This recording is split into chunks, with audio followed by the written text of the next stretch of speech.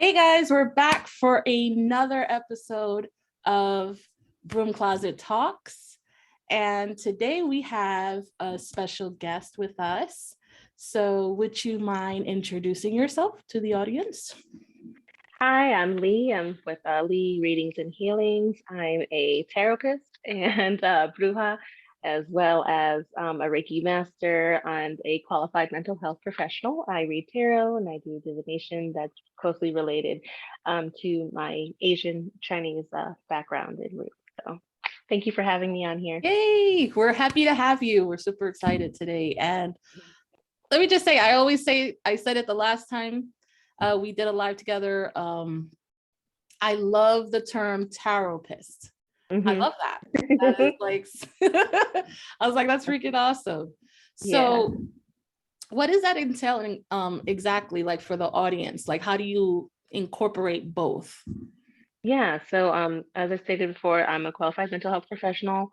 Also, I read tarot, and anyone who does tarot, we're sort of like the therapist anyways. We are there to guide someone, to help them, and resolve something for them that they may not have the answers to. So that's something that's really important to do as well. And so as in being a counselor, we're also taught, we're not, it's not ethical to do any harm while you're in a session. So when I'm in a session with someone and I'm reading cards and everything, I do my best to make sure that I'm guiding them, not for myself, but for them, and making sure that I'm always looking out for their highest interest at all times. Because, there are a lot of therapists that are, brutally honest in their readings, and that's perfectly fine. I get it. Some people are like that. However, I feel like we need to be very mindful and careful how we speak to other people, especially now since the pandemic occurred, and now we're getting the after the effects of the pandemic. We need to tread very lightly in how we treat and talk to people. And I feel like if your honesty can only be brutal, that's in a way of being verbally abusive to someone, and you got to check yourself and how you have been taught and raised in a sense of how you treat other people. So we need to make sure that when we're talking to other people, we treat them with respect. We make sure that it's honest, but we're telling them in a way that it's to the point where it's kind, and not to like break them down, because we don't know people's situations. We don't know if that one thing that we say, like, you got to get your shit together, and that could be a trigger for them. And they're like, yo, I remember that saying when I was such and such back in the day, and that's a trigger for me. And we could get them spiraling down to the rabbit hole, and we don't know that, especially if this is like that first meeting of them getting a tarot card reading from us. So we got to be very mindful of doing that. So being that tarot-pist, in a sense, for me is, I'm being mindful to reading their vibes, reading their body language and their tone, and what they're really asking, what they're not asking. I'm just, because I ask questions for them too. They're not just asking questions for me. I just, I pry a bit, not trying to, get, cross boundaries. However, it's just, to get to the roots and the meat and potatoes of what they're really trying to ask. So that's, with my training as being a counselor, and my divination practice as being a tarot card reader, as well as, a witch, just doing that all together, just making sure I give them the best possible outcome for them. Absolutely. I 100% agree. Let me tell you. And I feel like it honestly goes hand in hand. Yeah. Like I've spoken about this before with both of you, actually, about this, about how so many newbies out there, those that are new to reading and having a divination practice or a spiritual practice, especially that involves readings, that the therapy aspect is so important. And that's why I, always strived to have a compassionate approach. Absolutely. I never felt comfortable, talking at people during readings, like you said, because it can trigger, and interesting enough, and I'm sorry to cut you off, recently there was a murder in New York, A man had murdered a psychic tarot reader because she told him that he would die, and the man did not die, and so murdered him. And that comes hand in hand with what you're just talking about right now. We have to find a way to speak to people and reassure them that, hey, things are, what we tell you are contributors of what can happen if you go a certain way. But we also need to remind them that it's free. So basically, it's like we're giving you advice because we're giving you advice from spirit, but it's free will. Yeah, absolutely. Because now that tends to be an issue. Like absolutely. A lot of times they want absolutes, and that's when you're like, that's not how it works. Like, yeah. It's like, I can give you a cake and it'll be a cake for sure. But, when it comes to your life, you have to make those ultimate decisions, and, you have the free will. What I'm reading to you on these cards, yes, as Brenda stated, these things can happen if you choose to go down, this path. But if you are helping to like better yourself and do X, Y, and Z, yeah, good things can happen. But you definitely, the absolutes is what kills me sometimes. So it's hard, especially being with those clients, and you're just like, I want to help you, but you got to help yourself, my friend. Like, right. And I think that, it goes with the whole stigma of fortune telling. Yes. I think that's where the issue lies. People go in with the expectation you're going to tell them their fortune and it's lined up, like it's written in stone. And then you have to tell them, this is, subject to change depending on you. And they're like, but you just told me this is what I said, this is what can happen, based on the energies now and what spirit is explaining, but that can change over time. But that's that misconception, and I'm sorry to cut you off, that misconception comes from Hollywood. Yeah. With all these media. Absolutely. Media, showing them the entertainment part of the entertainment part of divination, and then you have all reality shows showing psychics, mediums giving out these, I mean, we don't know if they can really see or not, but giving out their opinion of what they're seeing and who's dead and who's talking to them. So for a lot of people, it's become an entertainment. It's not an actual, work because it's work for us, and a lot of people don't understand that. I don't know how it is for you, Lee, but every time I channel, after I'm done, I'm tired. I'm exhausted from exhausted. Yeah. Spiritual work is work. People don't realize that. And when I was on the last time I spoke to Indigo about talking to the clients, sometimes you get a client that you just read the week before and they're coming back to you the next week, and it's like, wait a minute, pump the brakes, because first and foremost, that takes a lot out of us, and I don't think a lot of people realize the repeat offender. Repeat offenders, exactly. Yes. I don't think that they realize how draining it really is. Because it, like I said, energy work is work, spiritual work is work. When you're doing a spell, whenever you're praying to your ancestors, whenever you're doing a tarot reading, you're putting your energy and your time into that. That is extremely it drains you. And when you're especially trying to interpret something for somebody that's completely vague about something, and or they're just asking the repetitive thing, is he still here with me, is he going to leave me? It's just like, oh my goodness, it's just like, I want to just spell out like leave him in my tarot cards, just like for them so they just get it.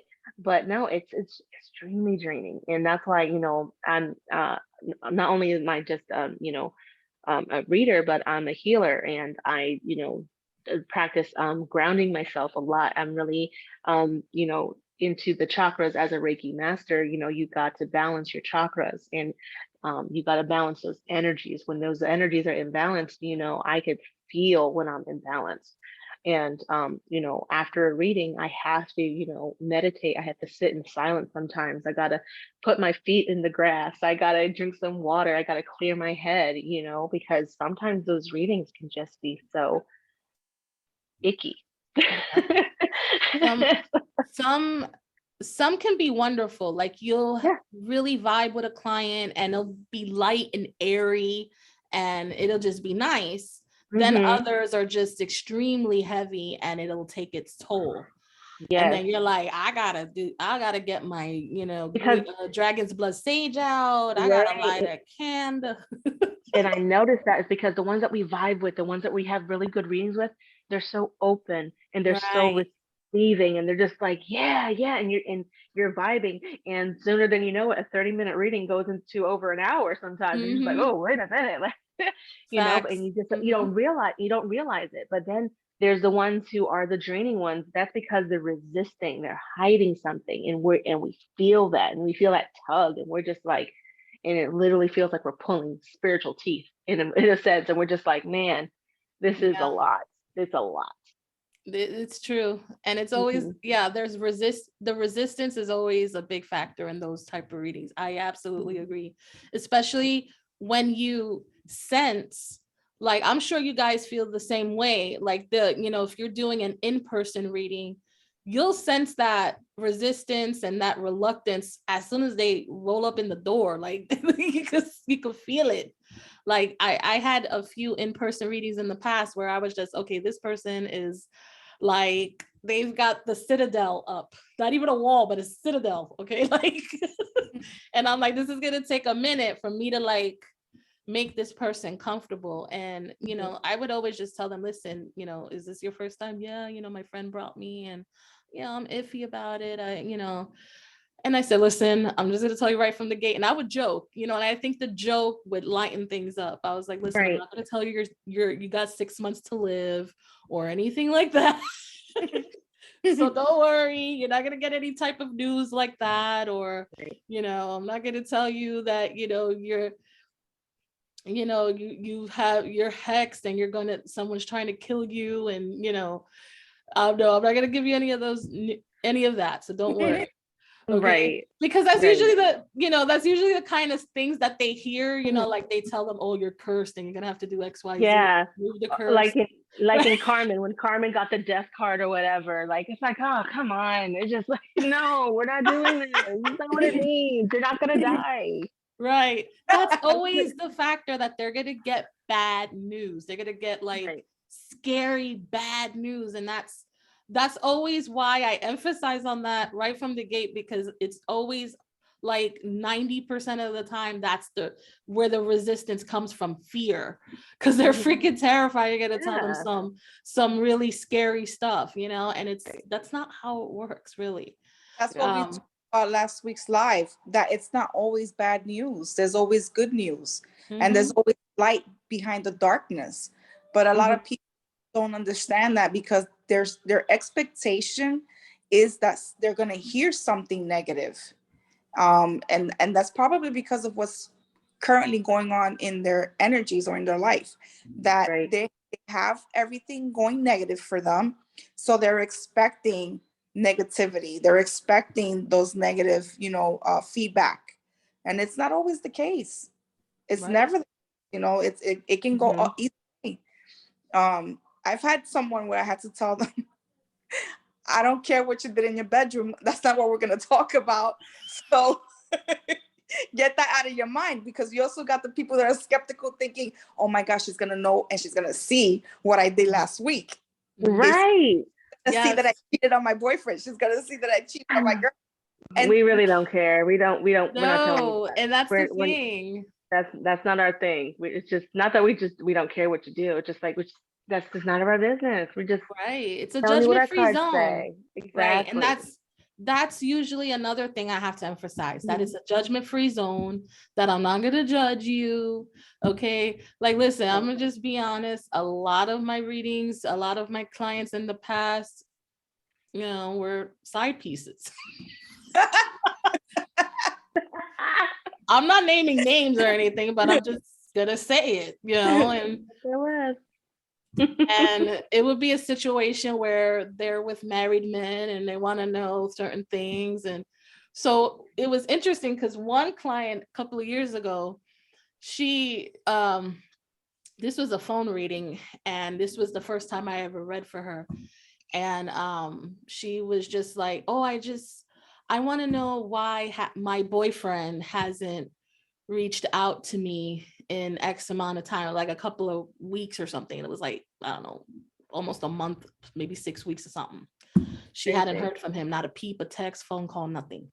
So I said, that's kind of strange. Like right from the gate, intuitively, my wheels were already turning. Like, that's weird. Why hasn't her boyfriend hit her up all this time? What's going on? You know, like, so I'm shuffling. I'm like, yeah, let's get to the bottom of that. That's kind of, okay. So I already, like I said, like, and the card said, that's not your boyfriend. Right. Y'all want, okay, I'm going to tell y'all what I pulled. Let's go. I pulled the Justice card, two of Cups.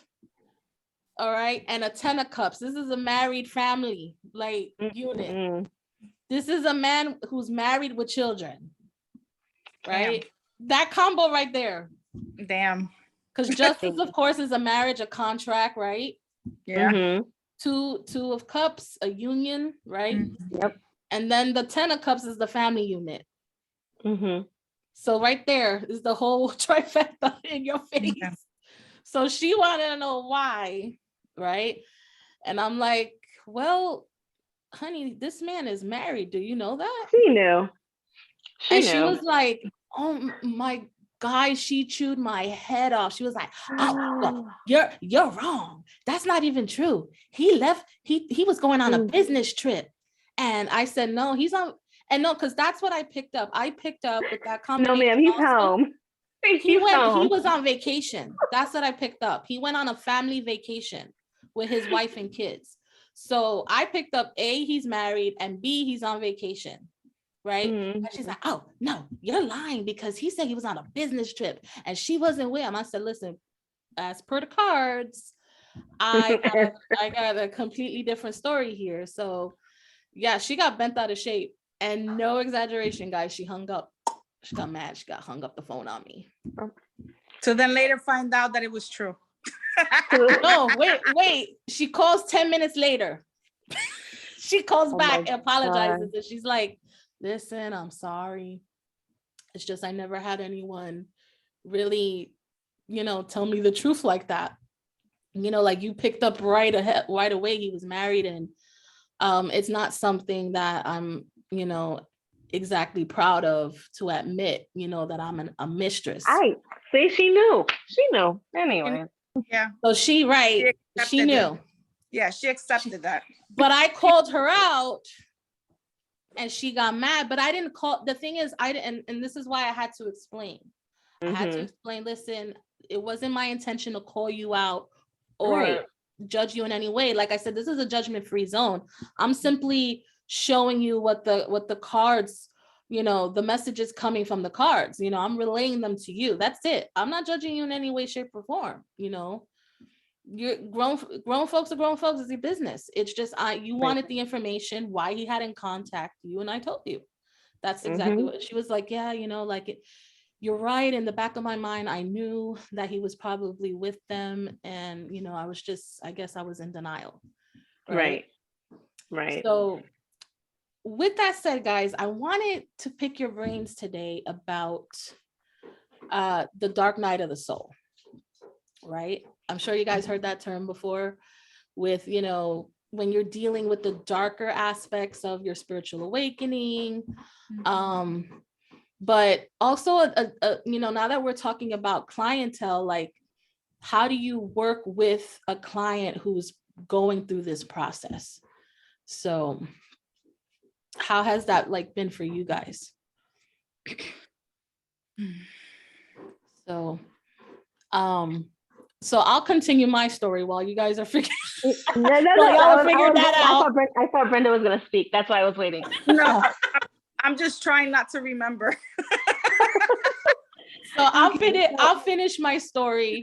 So that'll give y'all time to like figure out, you know, how to respond, I guess. And so yeah, so she ended up crying mid-reading.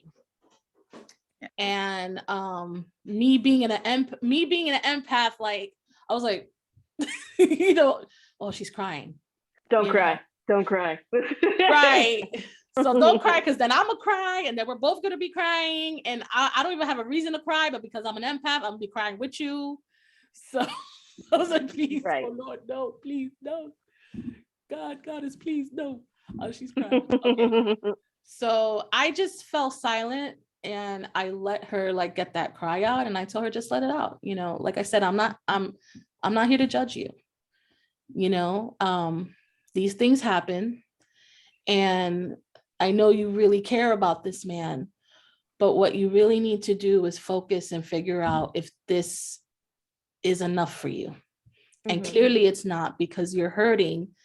Because if you weren't hurting, you would have not reached out to me and find out what's going on, and why he hasn't reached out to you in nearly a month and a half. You know what I'm saying? That right there tells you something's not right. If a person that cares about you, if this person really cared, he would be reaching out, and he has not.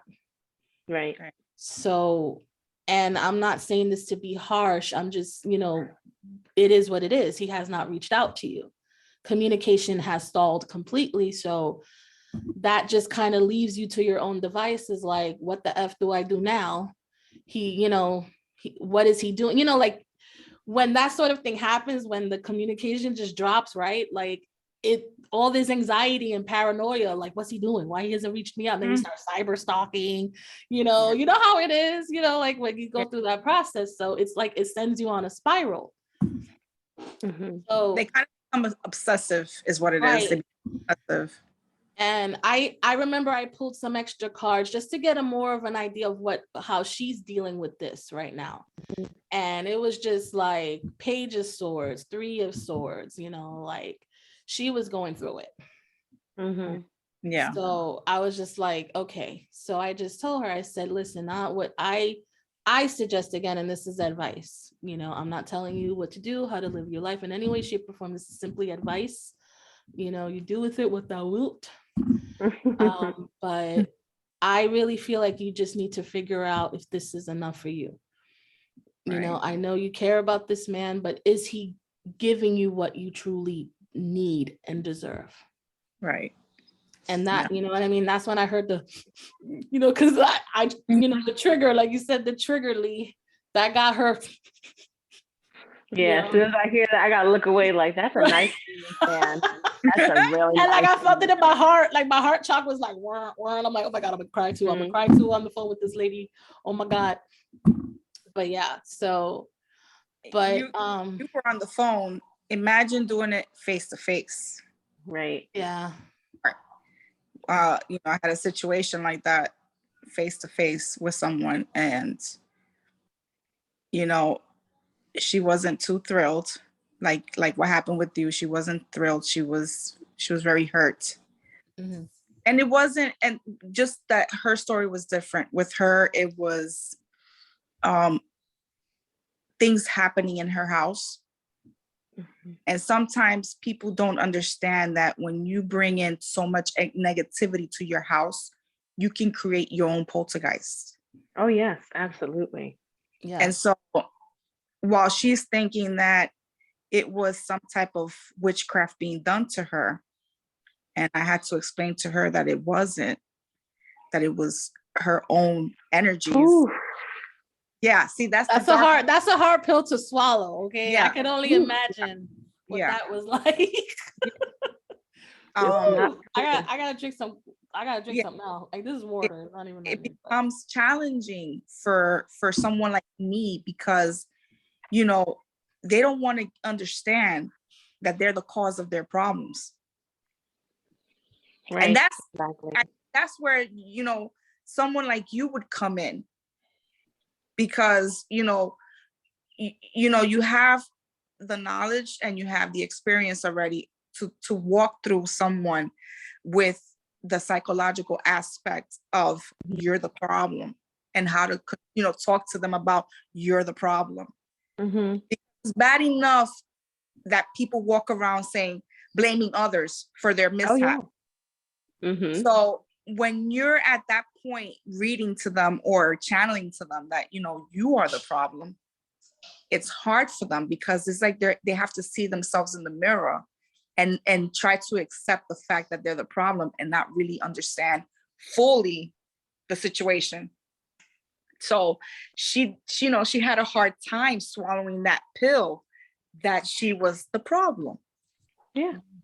That all her negativity that she was bringing into the house was creating, you know, the ghosts appearing and this and that. And I'm like, no, there's no witchcraft on you. There's no ghosts. It's your negativity. You're bringing in that poltergeist to your house.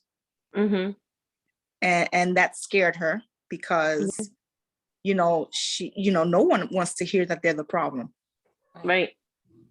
No, you're absolutely right. Absolutely right. You know, I had a client call me and it's like, yeah, I think I'm cursed. You know, I'm cursed. You know, can you get this hex off of me? And I'm just like, talk to me a little bit. What's going on? And they would just tell me stuff, and in my mind already, I'm like, it's them, and I don't need the cards to read this. Right. And I was like, okay. It's like, so the XYZ happened, and this is what you did, and then ABC happened, and this is what you did. What's the common denominator in this situation? And they would be like, well, everyone does this to me. I was like, no. The common denominator is you. And, you know, at some point we have to make better choices. And I can tell you right now, you're not being hexed. You're not cursed at all. And I, you know, of course I would draw a card and everything. And I'm looking like, yeah, all right. I see the Tower card and I see the Death card. So there's a lot of things going to be changing for you. And stuff seems like it's falling down all around you right now because it's falling apart. But sometimes it's because of what you did and how you reacted to a situation. And, you know, we got to take responsibility for that. And, you know, they would be like, okay, thanks. Like, all right. Yeah. All right. Yeah, they don't want to hear it. But then 2 weeks down the line, they're like, hey.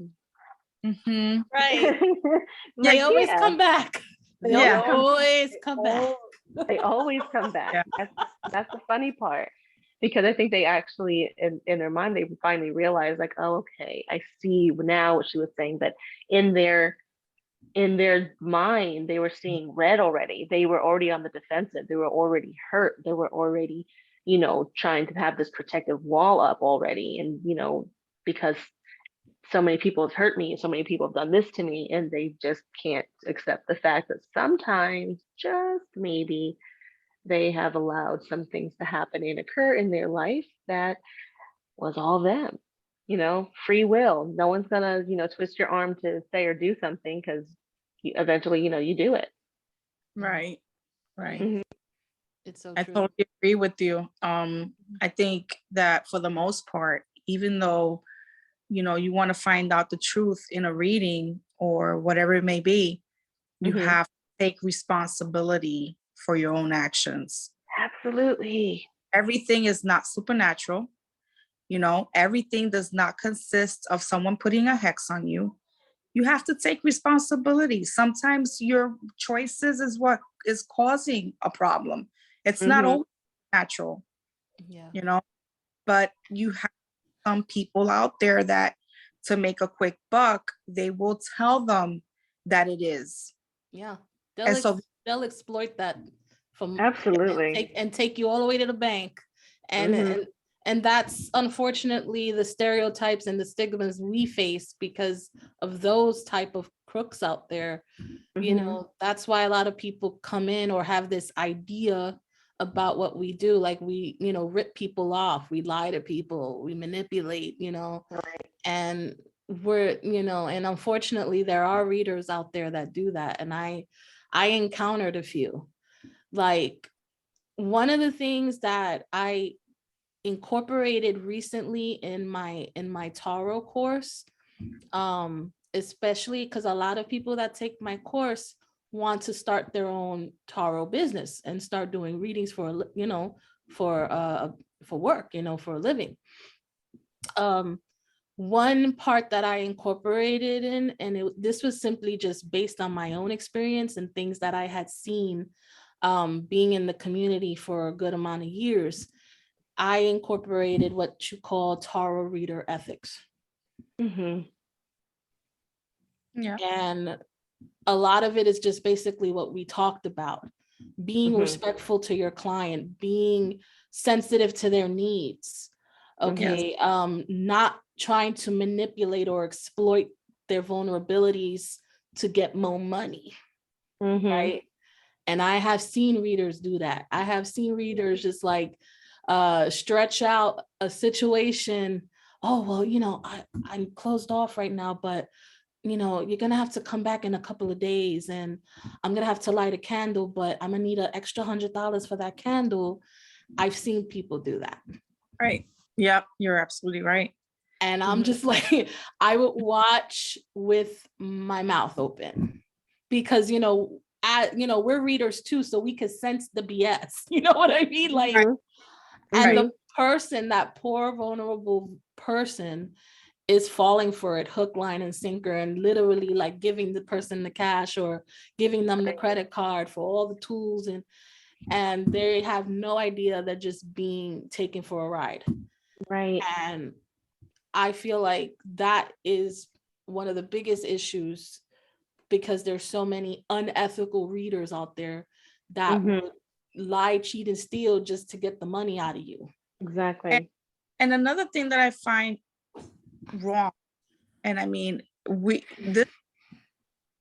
if this is something that's considered a profession, right, in the real world, being a tarot reader is a profession, then we should abide by like the medical field with a HIPAA clause. Exactly.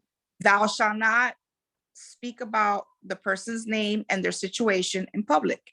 And I also have seen certain people of certain communities, not just tarot, but certain communities where they will have a get together and they will talk about full name and the situation of that person during a get together.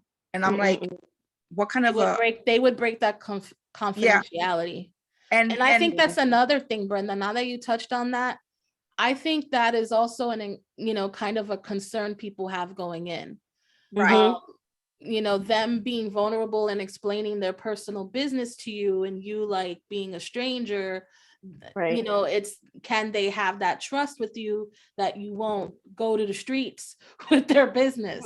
Right. You know? Absolutely. Yeah. That I sure to treat all of my clients under the HIPAA clause as well, because, you know, being, you know, a counselor, that's something that I'm just used to already. And, you know, honestly, you know, why would you want to talk about someone's situation to other people? Like, I feel like it's so dishonest, and it just, you know, it breaks the trust of, you know, your clients. So, you know, it's better to just, you know, keep it, you know, between y'all, and keep it like that, you know, because, you know, you want to be credible. You want to be someone that, you know, that they can turn to, someone that they can trust, because maybe they can't go to their partner. Maybe they can't go to their friends about this, and they just don't have someone to turn to. And they're like, okay, look, I'll go to, you know, I'll go to the lady, or I'll go to, you know, the reader, I'll go to the witch, and let me see what they can help with. And, you know, that one of the things, especially like, you know, I don't know if anyone ever had one, but I remember, you know, growing up in, you know, a very diverse neighborhood. And, you know, we knew who the lady was, and we knew that she was discreet about with anything, you know, so we knew that we could trust her, you know, by going to her for a reading, and it would just be always word of mouth. That's how you would find her. Right. So that's exactly how it was back in the day. Like now you see readers in access, you know, like everywhere. Access, you know, I blame like TikTok. Right, right. They are everywhere. Okay. Mm-hmm. But back in the day, and I started, back in the early like 2000s, but I actually been reading since I was 17. So this is like the 90s, like late 90s. And I remember there was very few limited resources about tarot. You would have to go to a book, like Barnes and Nobles, get a book here, book there. Yep. The new age section was, far and in between. You would find stuff on tarot. You would have to go to literally like either a botanica, or you would have to go to a metaphysical shop. And there were several in Manhattan, but they were usually expensive. So then I remember when Amazon came out, Amazon Books, that's when I started ordering online Amazon Books on tarot, and I got a few. But I never forget, guys, there was this mom and pop shop in my neighborhood. It was a small little bookstore, but for some reason he had a really good collection, astrology, tarot. And he said he was a widow, and he said his wife was very fascinated with this stuff, and she would read and read and read. So a lot of the books he would have for sale were her books. Oh, wow. And he noticed that I would go and always get a tarot book or get an astrology book. And I became friends with him, and he told me, and I say, you have a better selection than Barnes and Nobles. I'm just going to tell you. And he was like, you're not the first person to tell me that. I've had people travel across town to get books here. And because he had some rarities, and he said that his wife was from San Francisco. So, that's the hippie capital. Okay. So, right. So he's like, my wife was a hippie through and through. She was born and raised in San Francisco, and that's like the Mecca, the hippie Mecca. And, they had books and things like that all over in mass amount. And so she was always really into it. And most of the stuff that, I have here actually from her private collection. That's why there's so many rarities that you won't find like in a Barnes and Nobles. But yeah. And then I remember he was up there in age. He was like, back then he was like in his 70s, and this was like in the late 90s, early 2000s. He closed the shop up and he retired. And I was so sad because that was my spot. And then, like I said, the internet was just brand new and there was limited resources. And like you said, to encounter a good reader, it was really by word of mouth. And usually like in the neighborhood, there would be a good reader in a botanica that everybody knew. Right. So somebody will get a reading, they'll tell somebody else, and somebody will tell, how that goes, Right. And that's how you would find out about really good readers. But I remember growing up, that's how you would find the good readers, like through word of mouth. And they were usually 9 times out of 10 in a botanica. Right. So, but it was taboo. It was taboo. Yep. Brenda, I want to ask you this. Maybe you guys know. I always wondered this.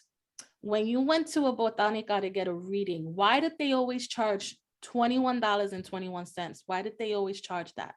Do you know? I have no idea. I thought it was a specific, that was always like the starting fee. Like, depending on what the issue was, they would give you a certain amount. But like, if you're going for the first time, you would always have to give $21.21. Yeah. So I think because I did that with my lady. So yeah, okay. Somebody help me with this. Yeah, because it wasn't like $21.21. It was like it was like $20.20, like $20.20. Okay. So yeah, I think something like that. Yeah. I think the reason why they do that is because it's the number. It's like, if anyone's like familiar with like angel numbers and numerology, it's the number. So if you see like what's on my page, I kind of do the same thing. So with like, a certain amount of cards, like my numbers are like, doubled. So if I'm doing a, maybe a 4-card reading, it's going to be 33 or 40, 44, 55. Like it's a synchronizing of numbers. And so I think that's what it is. Do the same thing. They do. Yeah. I think that goes Because see, I always make sure that my amounts equal 6. It's a weird OCD, but it's because my life path number is 6. That's my natural number. And what's weird, even before I found out my numerology life path was 6, as a kid, I always liked the number 6, 3 and 6. Those were always my 2 favorite numbers. That's so interesting that you said that. That's so interesting. Mine is 1, so I'll be broke. So, that's your favorite number. If I were to do everything in 1, I'll be completely broke. No. 11, do 11, 11 or 10, 11, 11. See, I would do everything in doubles. So my life path is 2. So my I do everything in doubles, or it's like it's 20 or like 22. So I like, yeah, I do everything in 2s. I've noticed that. And then it's just another funny thing, because my oldest child and my middle child, they're also number 2s as well. So yeah. Okay, so you know what? I feel so much better now. This is refreshing, guys, because my obsession with number pairing, I was like, everybody's gonna think I'm some sort of weird OCD freak, but learning about numerology and learning that numbers are vibrations, I learned to incorporate the number vibrations with everything from my phone number to my address. I became obsessive with it, and I noticed it made a world of difference. So like, for example, then you guys know the number 5, right? That's change, that's chaos, right?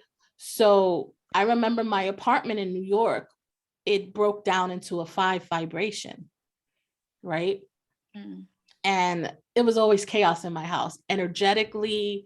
Just people would come to my house, and it wasn't me. I was always pretty much centered and grounded most of the time, but people would be gravitated and would come to my house with this crazy energy or things going on, and it was just always drama and things like that. So it was just that traffic that was really embodying the 5.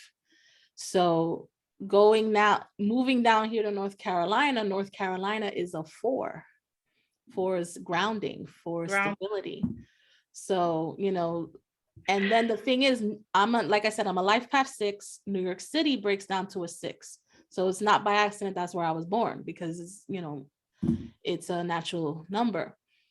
Then coming down here, I got what I needed, because I needed stability. I needed grounding, because I was living in that 5 apartment, and it was just like one thing after another. It was just drama all the time. Even if it wasn't me involved, it was just other people. It was just, and then at the time I was doing my readings out of my apartment. So I was doing a lot of in-person readings. So that was a lot of traffic as well. A lot of different energies in and out. And like I told you the last time we went lively, that I didn't know any better, and I wouldn't properly cleanse or do my grounding rituals after readings. So I would just be all messed up in the game. The house would have lingering energy. And it was just like all this residual energy in my house all the time. And I maintained there was a portal, and that would attract energies, other entities. But that's a whole other episode, y'all. I don't want to get into all that. Needless to say, the energy of my 5 apartment took a toll. And I remember just knowing that I needed to leave and I needed to relocate. And I took real time and energy to research the right place. And and I have family down here in North Carolina, and they tried for years to get me to go down. I used to spend summers out here, and I liked it. And I say, you know what? I've been in the concrete jungle all my life. I mean, literally, guys. And I was just like, I need a change of atmosphere. I need to change venue. I just need that. I need to get in touch with nature. I want to go outside and hear peace and quiet. I want to hear the wind. I want to smell the rain. And I know this probably sounds a little cliche, but honestly, that's what I needed. And I'm here. I've been here 6 years now. I have no regrets. This is exactly where I needed to be.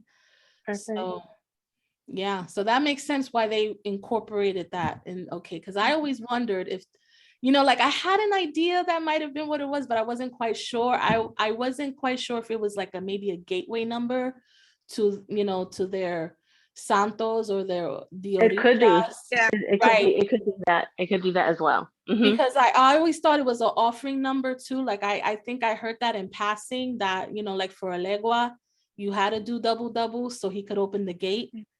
That was another thing I heard. So yeah.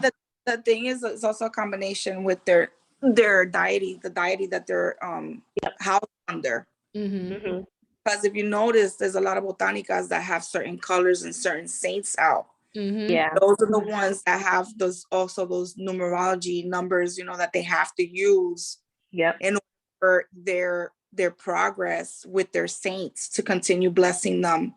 Yeah. So it's a combination of everything. So that and you'll also see it on the botanica, like the number will be on the botanica too. So it'll be it's subtle. It's not like so like in your face, but you see it. Yeah, it's somewhere. Yeah, I noticed that as well. Yeah, so that makes sense. Okay, because the reader my mom used to go to, he used to charge, like I said, $21.21. I remember that. Like when you first came to him, that's what he would charge you. Later on, it might be a little more, a little depending. How long he was with you. But his botanica was Oshun. Yeah, so his botanica was called Botanica Oshun something. So Oshun. I guess that. Yeah, so that was probably his Santa was Oshun. So maybe there's something attached to that number with her, and which breaks down to a 3, which makes sense, the trifecta, and she rules beauty and love, right? So that the Trinity, right? Yeah. So it's interesting. Yeah. But as you can see, even with different types of readers, we still have the same sort of ways that we go about this process. Like you said, you have your numbers very similar as well, and me as well. I pick certain energetic combinations for my pricing. Anything that's off and not really vibing with my life path, I know either something will happen with the reading, it won't turn out very good, or the client might cancel or whatever. There might be some things there. So I find that when I keep it at what you call it, a natural placement with the numbers, it works somehow. Yeah. And I've had people in the past like, oh, I'll just give you $50. I'm nope, not 50. Right. No. Right. No. I said I'll even take I'll take 49 maybe, but not 50. No. So maybe 51. Give me an extra dollar. 51. That's it. That's very interesting. You say, because in Chinese culture, the number 4, in Chinese culture, 4 sounds like death. And so we try to stay away from the number 4 as much as possible. So that goes in like with my phone numbers, my home address, we just stay away from 4s as much as possible. I know people that are going to watch this later on are going to have their mind blown. Like, this is numbers. I'm like, guys, this is common. We are giving you insiders information here. Okay. Because numbers are vibrations. Absolutely. I agree. And only like not just spiritual people, but like mathematicians code numbers for certain reasons, because to hold secrets, they know that there's certain energies and certain things that process from a scientific level. And I remember one time I was dating a guy, and he was like, really involved in academia. He was a college professor. And I started just, talking to him about numerology and my, my quiet obsession with it. And he was like, how do you know this? Because, this is a really need to know basis. My fraternity, I remember my senior year, we had to do like a dissertation of number coding. And he said, it's really like secret society shit. Like, yeah, literally, that's what he told me. He was like, secret societies know about the numbers and the coding for their, and this, I was like, So is like, it's true, like the Illuminati? Is that true? I was like, I knew you were gonna go there. I knew it, but I'm not gonna say it's 100, everything's 100% true, but as far as certain alchemical coding and things like that, that's true. Yeah. Well, it's like with the God number, how the world is created, and this is in a way, I did see it in the planetarium. It was a scientific documentary on the God number, and they talk about the God particle, and everything is number coded, and it's like today my phone fell in water, and I'm like, oh my gosh, I need to figure out how to fix my phone. So my daughter goes, well, have you heard of the sonic water? And I was like, no. So she gets the app for me and everything. It's an app with vibrations to eliminating the water from inside the phone. Crazy. But that's it's interesting because they're using vibration to drain out the water from the speakers and everything. And I'm like, this is crazy. I've never heard of this before. Maybe I'm too old school. I need to keep learning. No, absolutely. That's awesome though. That's so awesome. Yeah. Like Nicholas Tesla was doing tests on this for years, with sound and frequency, and how certain sounds and frequencies can heal the body and can cleanse.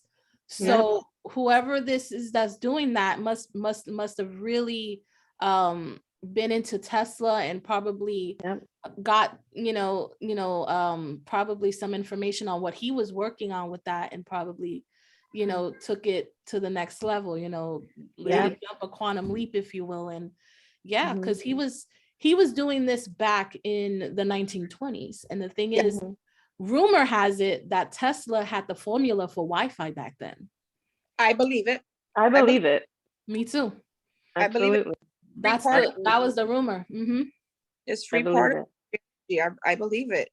That's why I tell people not to put the phones near their breasts or their brains, because too much of that can cause radiation, cancer, because it's free particles right now.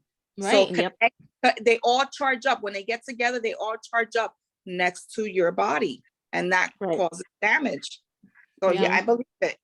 Yeah, absolutely. And there's like so much like controversy surrounded by his last years, because they say he lost his mind, but in reality, I feel that his research and his experiments were far ahead of its time, and it was knowledge that they wanted to monopolize on, like profit off of, and he wanted free energy for everybody. If it were up to him, we wouldn't be paying, Duke Energy bills or anything like that. I think he cracked the code. He had cracked the code, and that's why people were saying, oh, he's crazy, this and that. No, he opened his mind up so much, and he welcomed that knowledge. He cracked the code, and he wanted to share it with everyone, and everyone's like, you're crazy. And he told them that. Meanwhile, back at the farm, when he died, his journals miraculously disappeared. But I think that, and even though it's conspiracy theories, but I think that they led him to become paranoid. Yes. Because you can only take so much, being that genius, because he was a genius. So you can only go through so much emotionally, psychologically, to not break. You know what I mean? If he broke mentally, it's because of all the stuff that was being done to him as well. I mean, the conspiracy is that he was murdered. So I believe that it led to that point because psychologically they were making him feel paranoid. One thing he did not want to go through, and we all know, was this death ray that he was hired to build, to destroy other countries. He didn't want to do that. Yeah, well, I know, with Einstein and the atom bomb, he regretted that, and it wasn't even his fault. They just took his theory of relativity and made the atom bomb with it. Right. But he felt to blame, you know. Mhm. And there was something really, you know, I have reason to believe that Einstein was a empath also, because he said something, and it was quoted in one of his books, that he felt the theory of relativity to be true long before he could prove it. He felt it. But I think he also might have had Asperger's syndrome. Yeah. Mhm. Yeah. So He had, that enhances his I want to say genius, because he was too also a genius. Yes. That yeah. enhances, you know, that's why he said he felt.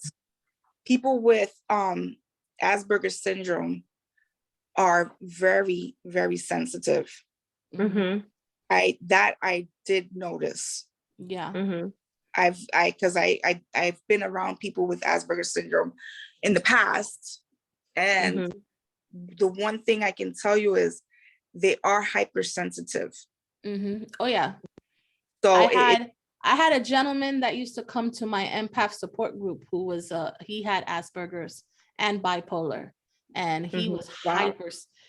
hypersensitive. Like every session he'll say something, and somebody will say something else that'll trigger him, and he'll just bawl. He'll start crying. He was so sensitive. Wow. Yeah. And he was like, you know, I remember every session that we would have, he would always just be like, thank you for holding space for me, because no one understands me. Everybody thinks, you know, that I'm strange or crazy. And it's like, no, it's just that I feel things and I sense things differently than most people. And it gets overwhelming for me. And, you know, and I said, I completely understand. And I said, you know, Mhm. you're safe here, you know. And so now that we're talking about this, like I said, we're talking about Dark Night of the Soul, and we're talking about energy, right? So, you know, from an astrological standpoint, and it's interesting because we were just talking about Pisces. Statistically, the most the time of year where people have the most issues with anxiety, depression, and, you know, kind of darker feelings and issues is Pisces season. So Mhm. yeah, so that's usually around the time, you know, like I said about being fish charted, you know, like with the peace dealer, the astrologer has said about fish chartedness and stuff like that. But yeah, statistically, yeah, it's usually that the late February, early to mid March timeframe is where people experience that the most. Right. In the northern hemisphere, it's winter.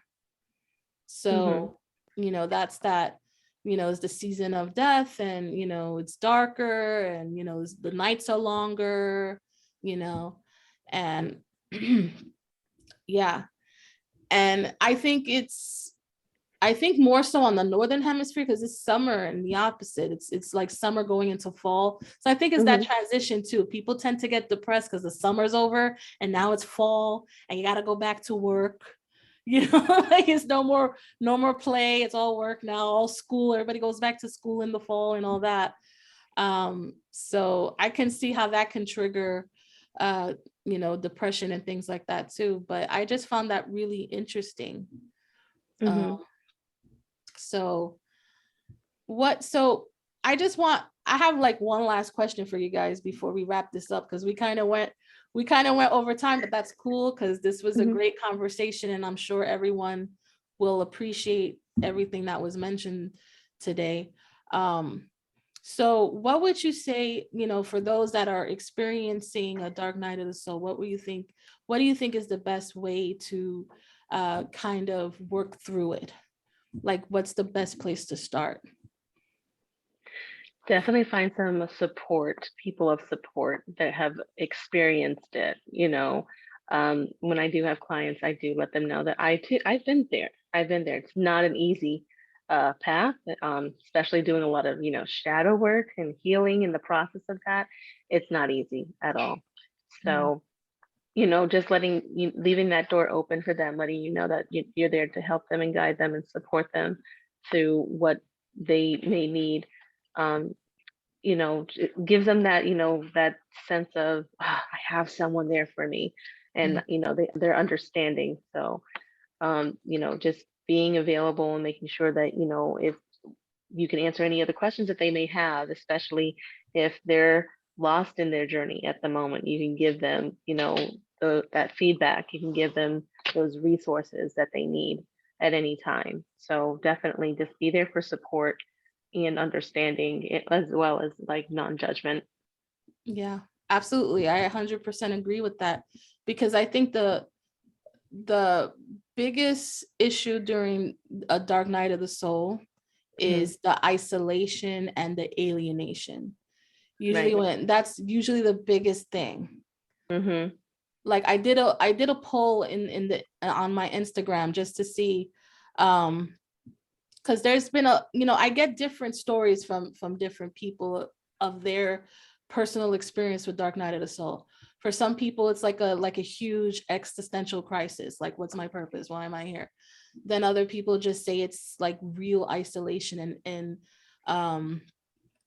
alienation. Like why I feel like an alien on earth. Like, why the heck am I here? I just want out, things like that. And then other times it's like sleeping patterns. Your body reacts a certain way. Like your body's all jacked up, like you get those physical, what they call ascension symptoms, right? You get the headaches, the nausea, the back pain and all this stuff. So it's, some people get all three, which is bad. Oh boy, if any of you are experiencing all three of these things, let us know below in the comments, okay? Because you're more than likely going through the dark night of the soul. And, like Lee said, as a professional, that you definitely need a support system and someone you can trust that can provide a safe space for you. So yeah, so definitely guys, again, let us know how your experiences with dark night of the soul been in the comments, or if you have any questions for us, we'll be happy to answer them. And yeah, again, we'll be having you again, Lee, because this was wonderful. I enjoyed this conversation, and I think it was very much needed, because as far as a spiritual awakening, people get so excited about, oh, I'm woke, but they don't know the dark side of it, what comes with the territory. Because I feel personally, when I think of dark night of the soul, it's the growing pains, right? Yeah. Like it's the growing pains of this awakening. Yeah. And when you're growing, you're not the same person you were. And what happens when you're growing? You outgrow things. Yes. You outgrow people, places, and things. Yes. And then all of a sudden, right. And then all of a sudden you're like that fish out of water. Like, who am I? Where am I? I'm not the person I was like last week. What do I do? I don't know. I don't know where I stand anymore. Like, what does this mean? And it spiraled. It makes you spiral. Right.